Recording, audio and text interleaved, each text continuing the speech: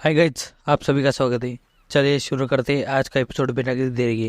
Chapter की शुरुआत में हम लोग देखते हैं कि अपना ड्रेस पहन रहा होता है वो कहते हैं कि और गाना गा रहा होता है। फिर उतने में वो सेकंड रेट वाले आ जाता है।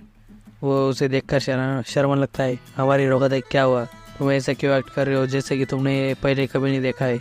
क्या तुम यहाँ पर कुछ है? वो कहता है कि सबसे पहले तुम कपड़े पहनो।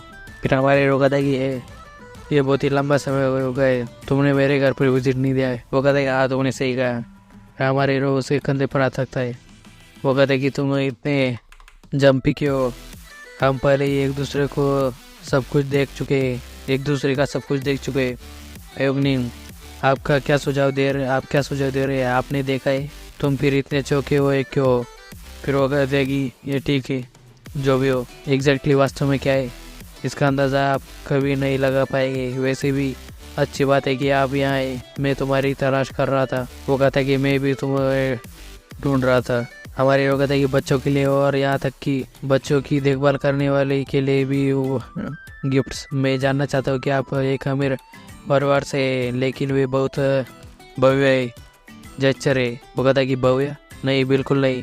ग्रैंड है, बिल्कुल नहीं। वो कहता है कि बकवास, गिफ्ट्स की ज़रूरत नहीं। मैं कम से कम आपको कुछ ड्रिंक्स तो पिलाऊंगा और मुझे तुम्हें कुछ और भी देना है। उसकी आंखें चमक लगती है। फिर हमारी उसके कपड़ों से पोटली निकालता और कहते कि मुझे एहसास हुआ कि यह कोई ऐसी रकम नहीं है जो जिसे कि मुझे सिर्फ अपने तक ही रखना चाहिए। यह काफ़ी मुआवजा है। यह वास्तव में क्या है? वो सेकंड रेट वाले पूछता है कि ये वास्तव में क्या है। वो कहते कि बोनस पैसा, आपने भी अपना काम किया है। फिर हमारे वो कहते कि वेल ठीक है, आप जो चाहते हैं उसकी तुलना में यह संभवतः मूंगफली है, लेकिन यह आपकी नकदी कमाई है। मैंने मिशन पर खर्च किए गए उनके पैसे वापस करने के लिए कहा था, अब आपको वो वापस मिल गए है ना? वो कहता है कि उसके बारे में। फिर वो कहता है कि इसे याद रखने के लिए धन्यवाद। ऐसा लगता है कि मुझे इससे कुछ आसानी से पैसा मिल गया है। फिर वो कहता है कि ये कैसा था? वो कहता है कि ये बेशर्म नहीं है, मैं शेमलेस नहीं हूँ, मैं आज रात खरीदूंगा कुछ मंगा।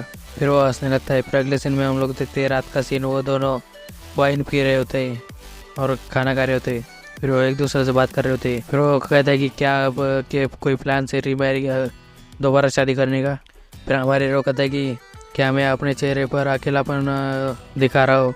बेबी सिटर और कुछ व्यापारी ने हाल ही में यह बात कही है, अब आप भी बात कर रहे हैं। फिर वो कहता है कि क्या दूसरों ने भी यह बात पूछी है? फिर वो कहता है कि यदि बाएं और दाएं लोग यहाँ पर बहुत सारे लोग हैं जो मुझे इसके बारे में बात कर रहे हैं, इस बात का सबूत होना चाहिए कि मेरा दिल अच्छा है। वो कहता है कि तुम नहीं कर सकते। हमारे यहाँ कहता है कि हाँ, लेकिन क्यों? वो कहता है कि फिर वो शर्मा लगता है और कहता है कि लेकिन। वो कहता है कि मैं एक लेडी को जानता हूँ जो मैं तुम्हें इंट्रोड्यूस करना चाहता हूँ। क्या होगा? वो कहता है क्या वो आटे? फिर वो कहता है क्या बस तुम्हें इतना ही पूछना चाहते थे? हमारे रो कहता है कि तुम भी एक आदमी हो, अन्य चीज़ों तुम्हें दूसरों चीज़ों के बारे में दूसरा चीज़ें भी बहुत इंपॉर्टेंट है, पर यह सर्वोपरि है। क्या वो आर्ट है? क्या आपके पास उसका कोई चित्र है? वो कहता है कि कम से कम मेरी नज़र में तो वो गोरी है। वो कहता है कि एज हमारे उसको 2 उंगलियां दिखाता है। वो कहता है कि 32, ये बहुत ही अच्छा है। फिर वो शर्मा लगता है। वो कहता है कि नहीं, ये 32 नहीं। फिर वो कहता है कि 40। मेरे पास इतनी हिम्मत नहीं है कि मैं 40 साल के लड़के से शादी करूँ। वो कहता है कि ये अभी नहीं है। फिर वो कहता है कि तो फिर उसकी उम्र कितनी है? वो कहता है कि 20। वो कहता है क्या 9? फिर वो शर्मा लगता है और कहता है कि बस 20। फिर वो कहता है कि तुम क्या बात कर रहे हो? वो शर्मा फिर वो सरप्राइज हो जाता है। फिर हमारी हीरो कहता है कि मेरे पास गजब का, ये बहुत ही गजब का कोइंसिडेंस है और मैं 3 बच्चों का फादर हूँ। वह फ्रेंड को अपने इंसल्ट महसूस होगी ऐसा। फिर वो कहता है कि ऐसा होने का कोई रास्ता नहीं है, और आपके बारे में निराश करने वाली क्या बात है? ये वारियर। वो कहता है कि मैं तुम्हारा आभारी हूँ, लेकिन मुझे इस तरह देखा जाए ये 20 साल मेरे लिए बहुत छोटा है। वो कहता है कि वह बच्चों से प्यार करती है और मैंने पहले ही उसे आपके बारे में बहुत कुछ बता दिया है। फिर हमारी हीरो कहता है कि वो कौन है? क्या तुम उसको जानती हो?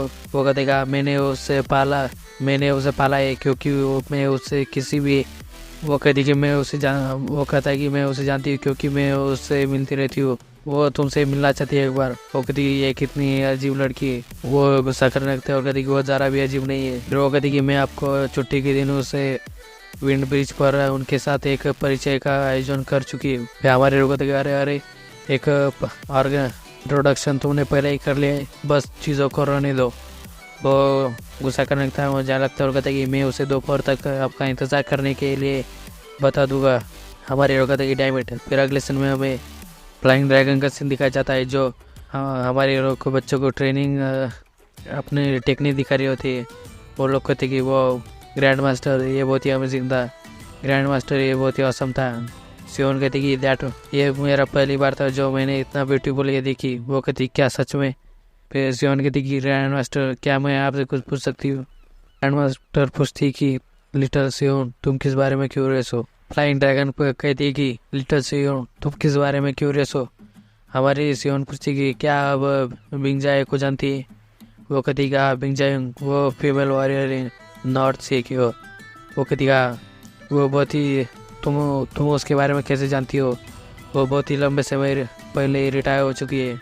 सियोन कहती कि मुझे एग्जैक्टली याद नहीं है, लेकिन मैंने उसके बारे में सुना था, वो बहुत ही फेमस है। फ्लाइंग ड्रैगन कहती कि यह सही है, अनफॉर्चुनेटली इससे पहले मेरा कभी भी फीमेल वॉरियर से सामना नहीं हुआ।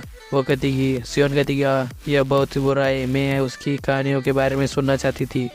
फ्लाइंग ड्रैगन मन में कहती कि वह डेफिनेटली बहुत ही गिफ्टेड है, एक मजबूत शरीर और क्षमता में संपन्न, उसके अंदर बहुत ही पोटेंशियल है, लेकिन उससे उन विशेषताओं को प्रशिक्षित ट्रेनिंग करने के लिए ट्रेन करने की कोई परवाह नहीं है। अपने भाइयों से अलग वे कहते कि वह एक एकेडमिक रूप से प्रतिभाशाली है, क्या उसे किताबों में अधिक आनंद मिलता है? यह भी उतना बुरा नहीं है। उनके फादर की इच्छा है कि वह कम से कम सियोन को एक एकेडमी की राह पर चलाए। यह एक इंसान एक आदमी जो औरत की बॉडी में है, ये बहुत ही डिसअपॉइंटिंग है। पर लेकिन ये चिल्ड्रन बच्चों का चयन केवल शुद्ध क्षमता से नहीं किया गया है, ये डिटर्मिनेशन और उनके फादर की तरह ही है। अगले सीन में हम लोग देखते हैं कि हमारे हीरो फ्लाइंग ड्रैगन के साथ फाइट कर रहा होता है। फ्लाइंग ड्रैगन इसी के बारे में सोच रही होती। हम अगले सीन में हम लोग देखते हैं कि हमारे हीरो फ्लाइंग ड्रैगन के और अटैक करने के लिए बढ़ जाता है। फ्लाइंग ड्रैगन भी उसके ऊपर बहुत सारा अटैक कर देती है। हमारे हीरो उसके अटैक को ब्लॉक करने लगता है और फिर एक अचानक से अटैक कर देता है। फ्लाइंग ड्रैगन बस अपनी एक किक मारती है उसके पेट पर।